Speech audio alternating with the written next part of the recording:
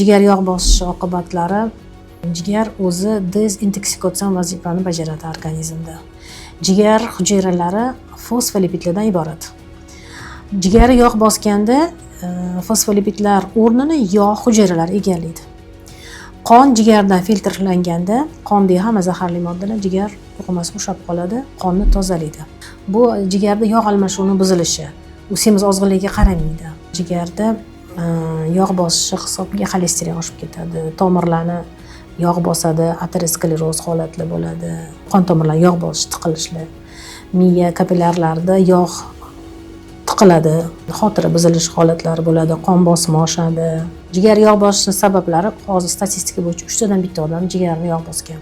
Yog' bosishini oldini olishda yog'li ovqatlar, birinchidan to'g'ri ovqatlanish rejimiga rioya qilish kerak. Noto'g'ri ovqatlanish, ko'pli yog'li mahsulotlarni iste'mol qilish, fast foodlarni iste'mol qilish, har xil yog'lar, trans yog'larni iste'mol qilish, gazli ichimliklar, shokolad, shirinlik, margarinli, pishiriqlar hammasi jigar yog' bosish holatlariga olib keladi. Yanada metabolik o'zgarishlar, ichki sekretsiya bezlari funksiyasi buzilganda ham jigar yog' bosadi.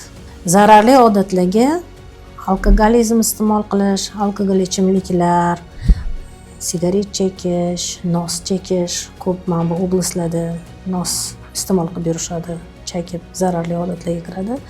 Bular hammasi bitta jigarga emas, butun organizmga zararli ta'sir ko'rsatadi. Keyin sigaret chekadigan odamlarda tutun oshqozon ichki traktiga ham sigaret tutuni qisman miqdori tushib, oshqozonni shilliq qavatini zararlaydi. Ya'ni bu yerda qora smala hosil bo'ladi.